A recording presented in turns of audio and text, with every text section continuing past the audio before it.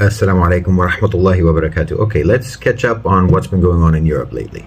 First of all, as I thought and as I said earlier, Russia stopping shipments through the Nord Stream pipeline, which they said was for technical reasons, was not for technical reasons. Now they've come out and said basically, we're not going to resume exports to the EU unless or until sanctions against Russia are lifted. So that's about 2 months earlier than expected, since it was going to stop either way once the European price caps took effect.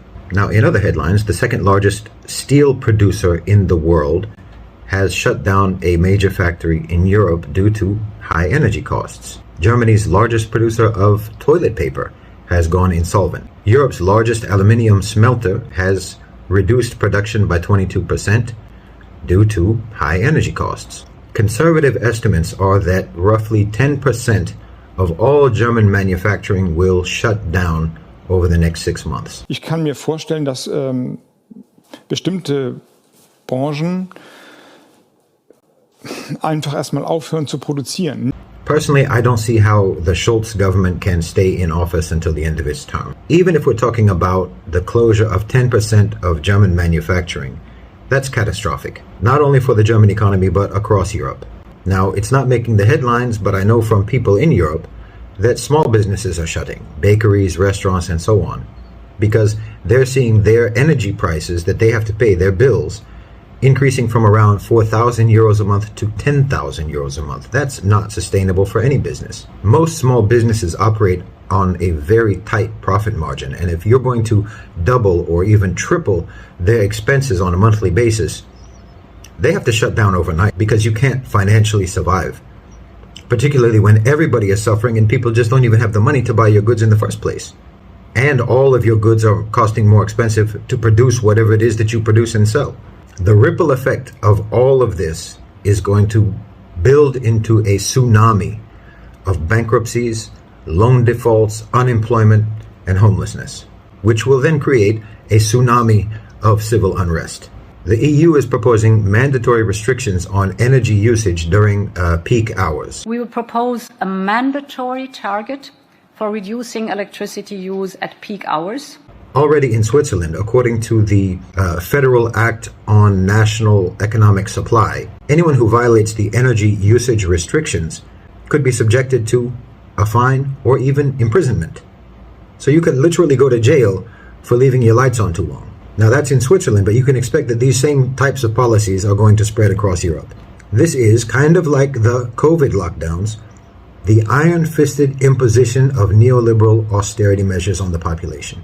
Europe is being subjugated by corporate imperialism, and the European leaders who are going along with it are just like the elites who collaborated with colonialists and colonizers and imperialists back in the heyday of imperialism. Now, these ones are justifying it in the name of supporting Ukraine or preventing climate change or what have you, but those two issues have nothing to do whatsoever with what's going on.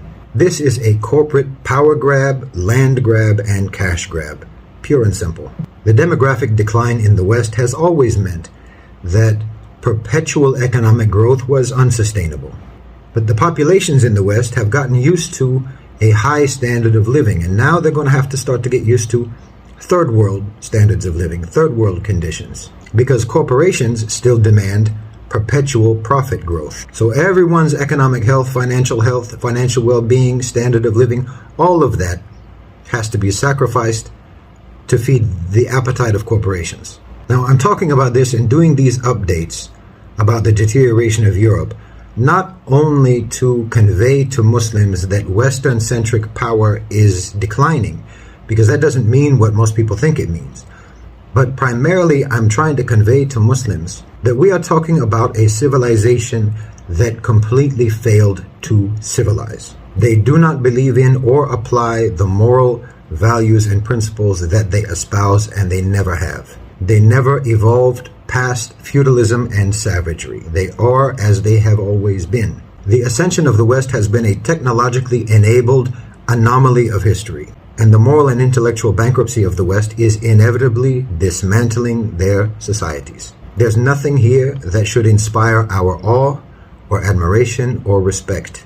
I feel sympathy with the average regular people in the West. They have been betrayed by their leaders. They are the victims of a civilization that failed completely to civilize them and to inculcate and nurture and cultivate in them genuine moral values. And they are being fed into the meat grinder of neoliberal capitalism. It's not fair what's happening to them, but it is what it is. These have been failed societies for a very long time. What's happening now is that we're just seeing the material manifestations of that failure as the collective power and importance of the West deteriorates. So, should Muslims in Europe leave? Should they make hijrah? Well, everyone has to make that decision for themselves. That's a personal matter. But you have to know that the situation is going to get very hard and it will be very dangerous for Muslims. We are a ready-made scapegoat community. But you should also know that over the next several years, the conditions in Europe will probably be the best conditions for making da'wah that we've ever seen in Europe. So everybody has to decide for themselves and what's best for themselves and their families. Muslim civilization has remained intact with or without the Khilafah, with or without economic or military power, and under the burden of Western colonialism and domination. The Muslim civilization has remained intact throughout. So the collapse of Western civilization in Europe certainly will open the door for greater influence for Islam and Muslims on the continent.